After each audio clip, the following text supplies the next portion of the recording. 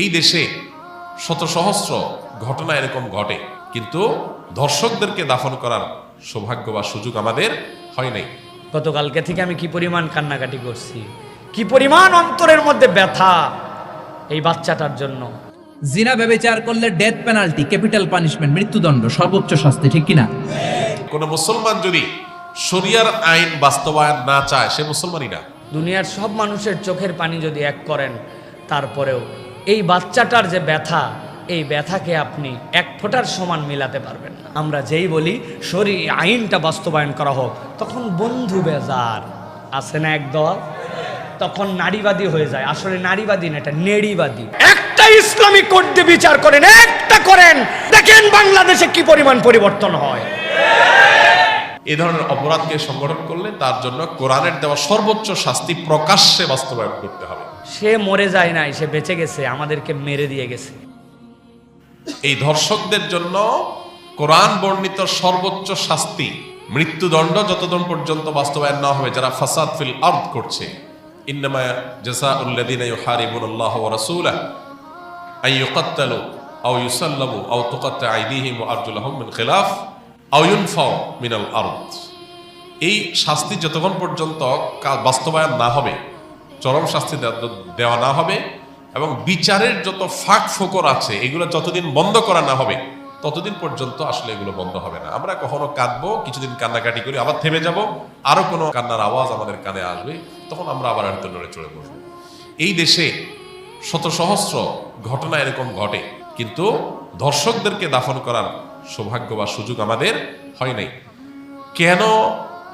ব্যভিচারের শাস্তি আল্লাহ তাআলা বলেছেন ওয়ালিয়াশহাদ আযাবাহুমা তাইফাতুম মিনাল মুমিনিন। ব্যভিচারের শাস্তি যে কার্যকর হবে, এটা যেন প্রত্যক্ষভাবে হয়, মানুষের উপস্থিতিতে যেন হয়। কেন বলেছে? কারণ মাকাসিদুশ শরিয়া বা শরিয়ার উদ্দেশ্যই হলো মানুষের জীবন, সম্পদ, ঈমান, মানুষের পরিবার, এই সব কিছুর হেফাজত এবং সংরক্ষণ। এই জন্যই শরিয়ত এসেছে। এই জন্য যেই অপরাধের শাস্তি প্রত্যক্ষ হলে সমাজ সোজা হয়ে যাবে, অপরাধীরা সোজা হয়ে যাবে, সেটাকে প্রত্যক্ষ করতে বলেছে শরিয়ত। সেটার বাস্তবায়ন যদি হয় মানব রচিত বিধিবিধান দিয়ে, আজকে হয়তো একটা ফাঁক বন্ধ করবেন, কালকে আর 5টা ফাঁক তৈরি হবে। চিরতরে ফাঁক বন্ধ করা সম্ভব হয় না। ফাঁক ফোকর জন্য বন্ধ করতে হয়, যাতে করে অপরাধী কোনোভাবে পার না পায়, তাহলে আমাদেরকে অবশ্যই শরিয়ার আইন বাস্তবায়ন করার দিকে যেতে হবে। কোনো মুসলমান যদি শরিয়ার আইন বাস্তবায়ন না চায়, সে মুসলমানই না। আপনি যদি বলেন যে আমি শরিয়া চাই না, শরিয়া দ্বারা শাসিত হোক আমার দেশ বা আমি নিজে, এটা চাই না, তাহলে আপনি নিজেকে মুসলমান দাবি করার কোনো নৈতিক অধিকার নাই। শরিয়া এটা শুধুমাত্র চুমু খাওয়ার জন্য আসে নাই তো। আপনি পারছেন না শরিয়া দ্বারা শাসিত হতে, অপরাধ বোধ আপনার মধ্যে আছে যে আমি পারতেছি না বা আমরা পারতেছি না, এটা একটা লেভেল পর্যন্ত চলে। কিন্তু আপনি চান না, পছন্দ করেন না, এটা চলে না। এটা মানে হলো আপনি বিদ্রোহ করলেন, অস্বীকার করলেন, ঈমান থেকে খারিজ হওয়ার মতো বিষয়। এই জন্য ভাই, মানুষ, আমরা উন্নত পৃথিবীর উন্নত দেশগুলোতে জানি যে প্রচুর পরিমাণে সেখানে তাদের আপনার টেকনোলজিক্যাল সাপোর্ট আছে, তাদের কাছে অপরাধীদেরকে শনাক্ত করার হাজারটা সিস্টেম আছে। কিন্তু যেই পরিমাণ ধর্ষণের ঘটনা এই সমস্ত দেশেও ঘটে, আপনি অনলাইনে একটু সার্চ দিলে দেখতে পারবেন যে কোনোভাবেই সেগুলো তারা থামাতে পারছে না। কর্মস্থল থেকে নিয়ে শিক্ষা প্রতিষ্ঠান পর্যন্ত কোনো জায়গায় নারীর নিরাপদ না। নারীর নিরাপত্তা নিশ্চিত করবার জন্য শুধুমাত্র ইসলামী শরিয়ার বাস্তবায়নই না, ইসলামী বিধিবিধান এবং ইসলামী যে লাইফস্টাইল সেটা ফলো করা জরুরি। আপনি পর্ন সাইটগুলো সব ওপেন রাখবেন। এই পর্ন সাইটগুলো সব ওপেন রেখে সমস্ত আজে বাজে আর্টিকেল, সমস্ত উপায় খোলা রাখবেন যেগুলো দিয়ে মানুষের মধ্যে যৌন আকাঙ্ক্ষা, পশুত্ব জেগে ওঠে। এরকম হাজারটা রাস্তা খোলা রাখবেন। এই পশুত্ব জেগে ওঠার রাস্তাগুলো যখন খোলা রাখবেন স্বাধীনতার নাম দিয়া, তখন যার ভিতরে পশুত্ব জেগে উঠবে, সে হাতের নাগালের কাছে যাকে পাবে তার উপরে সে ঝাঁপিয়ে পড়বে। তার পশুত্বকে সে চরিতার্থ করতে চাইবে। এই ধর্ষকের পশুত্বকে জাগিয়ে তোলার জন্য, এটাকে জাগ্রত করবার জন্য যে সমস্ত উপায়গুলো কাজ করছে, সেগুলোতে আমাদের হাত দিতে হবে, সেগুলো থামাতে হবে। আপনি বিজ্ঞাপনী, বিলবোর্ড, বিনোদন, উপন্যাস, বিভিন্ন নামে অনবরত যৌন উন্মাদনা সৃষ্টি করবেন, যৌন আকাঙ্ক্ষা মানুষের মধ্যে জেগে উঠে, এটার জন্য হাজারটা উপায় বের করবেন। এরপরে বলবেন সবাই নিজেকে নিয়ন্ত্রণ করা। এটা হাস্যকর। ইসলাম এই আইডিওলজিতে বিশ্বাসী না। ইসলাম বলে, আল্লাহ বলেছেন ওয়ালা তাকরাবুজ জিনা, তোমরা জেনার কাছেও যেও না, কারণ জেনার কাছে গেলে মানুষ জেনা থেকে ফিরে আসতে পারে না। এই জন্য আল্লাহ বলছেন চোখের হেফাজত করো। আল্লাহ বলেছেন কুল্লুল মুমিনিনা ইয়াগুদ্দু মিন আবসারিহিম, চোখকে অবনত রাখো। কেন? কারণ চোখ দিয়ে তুমি যদি বিজ্ঞাপনে, বিলবোর্ডে, পত্রিকার পাতায়, মোবাইল স্ক্রিনে, অনলাইনে, অফলাইনে কোনো পরনারীর সৌন্দর্য তুমি অবলোকন করো, অবলোকন করার পর তোমার মনের ভিতরে অস্থিরতা আসবে, তোমার মনের ভিতরে যৌন আকাঙ্ক্ষা চরিতার্থ করার চাহিদা জেগে উঠবে। এই যে জেগে উঠবে, এই জেগে ওঠার পর এটাকে নিয়ন্ত্রণ করাটা কঠিন কাজ, সবাই পারে না, কেউ পারে, কেউ অ্যাক্সিডেন্ট করে। এই জন্য শরীয়ত বলেছে নিয়ন্ত্রণ করতে, আর আজকের ভোগবাদী পৃথিবী বলছে অনিয়ন্ত্রিত করতে, স্বাধীনতার নাম দিয়ে। আপনি মানুষকে লাগামহীন করে দিবেন, আবার বলুন সবাই যার যার যাকে নিয়ন্ত্রণ করো। এটা হাস্যকর, এটা সম্ভব না। এই জন্য দুইটা জিনিসে বাস্তবায়ন কান্নাকে থামাতে পারে। নাম্বার এক, আমাদের সমাজে নীতি নৈতিকতার যে ভিত্তি নড়বড়ে হয়ে গেছে। নামাজ কালাম পড়ে, কিন্তু ইসলামের অন্যান্য বিধিবিধান, চোখের হেফাজত করার জন্য ওইরকম পরিবেশ, ওইরকম এনভায়রনমেন্ট, এগুলো আমাদের দেশে নাই। এগুলো আমাদের মুসলমানদের সমাজে আজকাল নাই। না থাকার কারণে কি হয়েছে? মানুষ তার ভিতরে যৌন আকাঙ্ক্ষা জেগে উঠছে, পশুত্ব জেগে উঠছে, ধর্ষকরা দর্শক হয়ে উঠছে। তো এই জন্য একদিকে ইসলামের এই অনুশাসন, বিধিবিধান, এগুলোকে কঠোরভাবে মেনে চলার জন্য চেষ্টা করতে হবে। পশ্চিমাদের শেখানো পথে আমরা স্বাধীনতার নাম দিয়ে মেয়েদেরকে পণ্যে পরিণত করব, তাদেরকে ভোগ্য পণ্যের মতো করে উপস্থাপন করব। ছেলেদেরকে আমরা তাদের যৌন আকাঙ্ক্ষাকে জাগ্রত করে তুলব, আবার অপরদিকে বলবো না সব মেয়েরা সেফ থাকতে হবে, তাদের কোনো কিছু হতে পারে না। এটা সাংঘর্ষিক এবং আপনার পরস্পর বিরোধী কাজ। এজন্য একদিক থেকে ইসলামের অনুশাসন মানতে হবে, নীতি নৈতিকতা, এটা আমাদের সমাজে চর্চা বাড়াতে হবে। আর অপর দিকে এ ধরনের অপরাধকে সংগঠন করলে তার জন্য কোরআনের দেওয়া সর্বোচ্চ শাস্তি প্রকাশ্যে বাস্তবায়ন করতে হবে। এই দুইটা প্রচেষ্টা যদি সমান্তরালভাবে হয়, বিচার থেকে আইনের ফাঁকফোকর দিয়ে বের হওয়ার যত রাস্তা আছে এগুলো যদি বন্ধ করা হয়, ইনশাআল্লাহ এ ধরনের নির্মমতার কথা আমাদের আর শুনতে হবে না। আল্লাহ আমাদেরকে সে সুদিন দান করুন। গতকালকে থেকে আমি কি পরিমাণ কান্নাকাটি করছি, কি পরিমাণ অন্তরের মধ্যে ব্যথা এই বাচ্চাটার জন্য। আমার মেয়েরা আমাকে জিজ্ঞাসা করছে, বাবা তুমি কাঁদতেছো কেন? আমি আমার মেয়েদেরকে উত্তর দিতে পারি নাই। বলেন তো, আমার একটা মেয়ের বয়স 11 বছর, একটার বয়স 6 বছর, আরেকটার বয়স 4 বছর। এরে এই কেস কেমনে বুঝাবো আমি উত্তর দিতে পারি নাই। দুনিয়ার সব মানুষের চোখের পানি যদি এক করেন, তারপরেও এই বাচ্চাটার যে ব্যথা, এই ব্যথাকে আপনি এক ফোঁটার সমান মিলাতে পারবেন না। সে মরে যায় নাই, সে বেঁচে গেছে, আমাদেরকে মেরে দিয়ে গেছে, আমাদের সবাইকে মেরে দিয়ে গেছে। প্রিয় ভাইয়েরা, সবাই বিচার চায়, কিন্তু আল্লাহর বিচারের সৌন্দর্যের কথা বললে আমরা দেখতে পাই এক শ্রেণীর চোখের উপরে সেই জায়গায় আসে দেখা যায় ও জাল আলা বাসারিহি গিশাওয়া, না ওইটা আর ভালো লাগে না। আল্লাহ বললেন তুমি বলো দৃষ্টান্তমূলক বিচার। তোমার দৃষ্টান্ত আর কি দৃষ্টান্ত? দৃষ্টান্ত তো আমি আল্লাহ দেখাই দিছি। এমন জায়গায় মারবে, কোমর পর্যন্ত পুঁতে পাথর নিক্ষেপ করে হুট করে ফাঁসি দিলাম রাত 12টায় 1 মিনিটে, এ তো আরামের মৃত্যু। এত আরামের মৃত্যু তার হতে পারে না। এটার নাম দৃষ্টান্ত, এটা আল্লাহর দেওয়া পদ্ধতি। আপনি বলতেছেন ধর্ষকের ফাঁসি চাই, দ্রুত সময়ে বিচার চাই, তাকে প্রকাশ্যে ফাঁসি দিতে হবে। না, আপনি আল্লাহ রাব্বুল আমিনের বিচার বোঝেন নাই। এই কথা বললেই তখন আবার বন্ধু বেজার, তখন উনি আর এটা নিতে পারে না।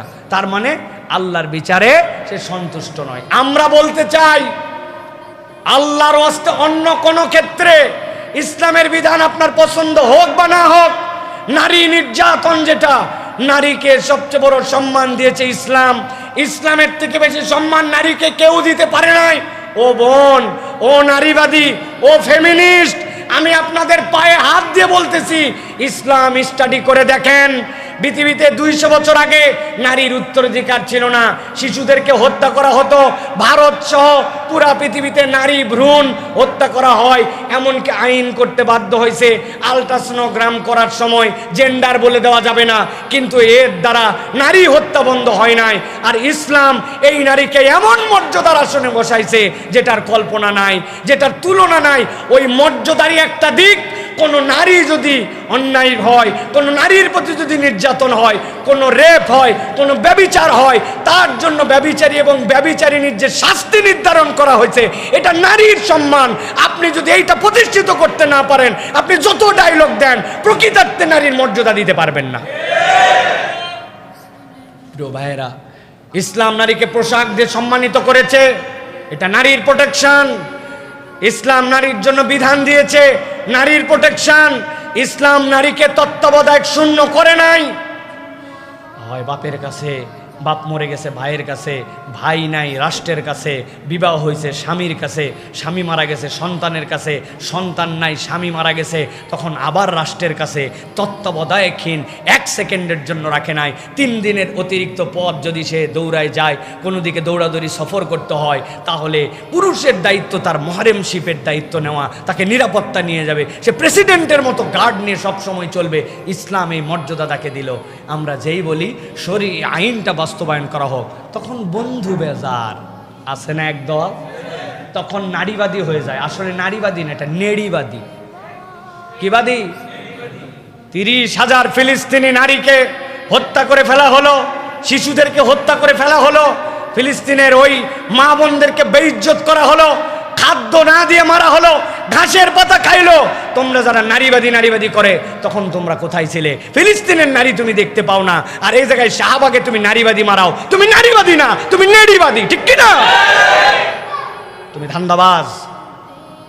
এই জন্য আমরা বলবো, আমার এই বোনের বিচার দ্রুত সময়ের মধ্যে কার্যকর করতে হবে। দোহাই লাগে, একটা ইসলামিক কোর্ট দিয়ে বিচার করেন, একটা করেন, দেখেন বাংলাদেশে কি পরিমাণ পরিবর্তন হয়। একটা বিচার করেন। আমরা দাবি দিচ্ছি, আপনারা দাবি করেন এইটা, কিন্তু এই কথা বললেই আমরা দেখেছি একদল, তারা সব সময় ওয়া খাতামা আলা সামঈহি ওয়া কলবিহি ওয়া জাআলা আলা বাসারিহি গিশাওয়া। আল্লাহর আইন সে দেখতে পায় না। আপনি কি হিসাবে বলেন যে আপনি ধর্ষকের বিচার, মৃত্যুদণ্ড চান, প্রকাশ্য শাস্তি চান? আরে ইসলাম তো এইটাই বলছে, কিন্তু আপনার তরিকায় নয়। আপনি কেন এরকম এটা বোঝেন না? এই জন্য বলবো, আমার মা বোনদের সম্মান, আমার বাচ্চার নিরাপত্তা, আমার সমাজের এই শৃঙ্খলা ফেরানোর জন্য ইসলামী শরিয়ার এই আইনের ইমপ্লিমেন্টেশনের কোনো ব্যতিক্রম নাই। আপনার আশ্রয়স্থল হচ্ছে ইসলাম, এটাই চূড়ান্ত কথা। জিনা ব্যভিচার করলে ডেথ পেনাল্টি, ক্যাপিটাল পানিশমেন্ট, মৃত্যুদণ্ড, সর্বোচ্চ শাস্তি, ঠিক কিনা? এজন্য ইসলাম দিয়ে যদি আইন কায়েম করা হয়, 24 ঘন্টার আলটিমেটামে সব বিচার হয়ে যাবে, যেরকম, ঠিক কিনা? ইসলাম বলে চোরের হাত কেটে দাও। জিনা ব্যভিচার করলে ডেথ পেনাল্টি। সৌদি আরবে হেড অফ করে, গলা কেটে ফেলে। বাংলাদেশেও যদি এটা করা যেত, খবর হয়ে যেত। আপনি কখনো শুনছেন একটা সিংহ আর একটা সিংহকে মারে? একটা বাঘ আর একটা বাঘকে মারে না, একটা হরিণ আর একটা হরিণকে মারে না, একটা হাতি আর একটা হাতিকে হত্যা করে না, কিন্তু একটা মানুষ আর একটা মানুষকে হত্যা করে না। আপনি কখনো শুনবেন না যে একটা বাঘ আর একটা বাঘকে হত্যা করে 10 টুকরা করছে? শুনছেন? একটা হাতি আর একটা হাতিকে মেরে 30 টুকরা করছে, শুনছেন? কিন্তু মানুষ আর একটা মানুষকে শুধু নৃশংসভাবে হত্যাই করে না, হত্যা শেষে তাকে 10 টুকরা করে, 15 টুকরা করে, 30 টুকরা করে বস্তাবন্দি করে। চিল্লা এখন, ঠিক কিনা? পাওয়া যায় না এরকম লাশ? গুম করে ফেলছে, ক্রস ফায়ার করে ফেলছে, মেরে ফেলছে, হাত পা বেঁধে, চোখের রশি বেঁধে, বস্তার ভিতরে ভরে ক্ষেতের মধ্যে ফেলে দিচ্ছে। 3 দিন 4 দিন পর এরকম লাশটা ফুলে উঠছে, পাওয়া যায় না? পত্রিকায় বিভৎস লাশ দেখে আমরা অবাক হই। কোন প্রাণী এমনটা করে না, মানুষ মানুষকে মেরে টুকরা টুকরা করে। একটা ছাগল বনের সব ছাগলগুলোরে মেরে ফেলতে চায় না, একটা হাতি ওই জঙ্গল থেকে সব হাতিগুলোকে শেষ করে দিতে চায় না, কিন্তু মানুষ আগুন জ্বালিয়ে জনপদের পর জনপদ ছারকার করে দেয়, গুলি মেরে এলাকার পর এলাকা ঝাঁঝরা করে দেয়। দ্বিতীয় বিশ্বযুদ্ধের সময় আমেরিকা জাপানের 2টা সিটিতে 2টা বোমা মেরেছে, হিরোশিমা নাগাসাকি। হিরোশিমাতে মেরেছে লিটল বয়, নাগাসাকি শহরে ফেলেছে ফ্যাট ম্যান। যে পাইলটগুলো বোমা মারতেছে নিচে, ওই পাইলটগুলো মানুষ না? মানুষ। আর যাদেরকে মারার জন্য মারতেছে তারাও কি মানুষ? মানুষ এতটাই নিকৃষ্ট হতে পারে, সে তার জনপদের সবাইকে ছারখার করে দেয়, তার গোষ্ঠীর সবাইকে মেরে ফেলতে কুণ্ঠাবোধ করে না। চিল্লা এখন, ঠিক কিনা?